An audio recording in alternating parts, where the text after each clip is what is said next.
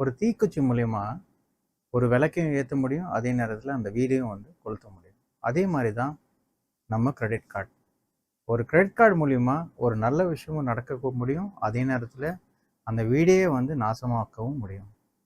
அதை பற்றி நீங்கள் தெரிஞ்சுக்கணுமா? இந்த பதிவில் நாம் தெரிஞ்சுக்கலாம். முதல்ல கிரெடிட் கார்டில் இருக்கிற அட்வான்டேஜ், அதாவது நன்மைகளை பற்றி நாம் தெரிஞ்சுக்கலாம். கிரெடிட் கார்டு வந்து ஒரு லிமிட் கொடுத்துருப்பாங்க. அந்த லிமிட்டை வந்து நீங்கள் வந்து ஃப்ரீயாக யூஸ் பண்ணலாம். குறிப்பிட்ட காலத்துக்கு வந்து நீங்கள் ஃப்ரீயாக வந்து பயன்படுத்த முடியும். அது ஒரு மிகப்பெரிய வந்து அட்வான்டேஜ். இப்போ 50,000க்கு ஒரு பொருள் இப்போ இன்னைக்கு வாங்குறீங்க, திருப்பி 50 நாள் கழிச்சு தான் அந்த பணத்தை கட்ட போகிறீங்க அப்படின்னா அது ஒரு மிகப்பெரிய அட்வான்டேஜ். ரெண்டாவது, இது வந்து அடுத்தவரோட பணம். அதாவது அடுத்தவரோட பணம்னு சொல்லும்போது, இப்போ நீங்கள் யார்கிட்டயா கைமாத்தா வந்து நீங்கள் வாங்குறீங்க, அதை வந்து நீங்கள் யூஸ் பண்ணுறீங்க, திருப்பி வந்து அவங்கள்ட்ட கொடுக்குறீங்க. அதே மாதிரி தான் கிரெடிட் கார்டை வாங்குறீங்க, நீங்கள் அதை யூஸ் பண்ணுறீங்க, அந்த பணத்தை வந்து நீங்கள் யூஸ் பண்ணுறீங்க, அது அடுத்த அதர் பீப்புள் மணி தான். அதை பயன்படுத்தி நீங்கள் வந்து உங்கள் வாழ்க்கையில் தேவையான விஷயத்தை வந்து நீங்கள் செஞ்சுக்கிறீங்க. மூணாவது, கிரெடிட் ஃப்ரீ பீரியட். அதாவது நீங்கள் யூஸ் பண்ணுற அமௌண்ட் இருக்குல்ல, அதுக்கும் பில் ஜென்ரேட் ஆகிட்டு நீங்கள் கட்ட வேண்டிய டேட் இருக்குல்ல, அது வந்து 30லேருந்து 50 நாள்.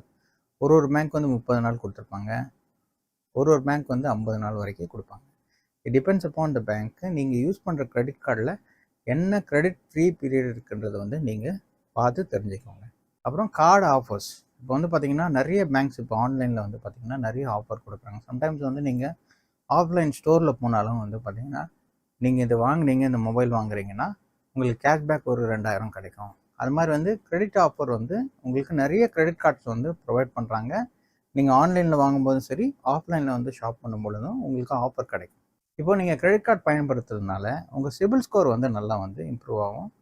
அது வந்து ஏன்னா வந்து நீங்கள் கடன் வாங்குறீங்க, நீங்கள் கரெக்டாக வந்து திருப்பி கட்டுறீங்க அப்படின்னா உங்கள் சிபிலோட ரிப்போர்ட்டில் வந்து உங்களுக்கு நல்ல சிபில் ஸ்கோர் வர்றதுக்கான வாய்ப்பு வந்து ரொம்ப வந்து நல்லா இருக்கும்.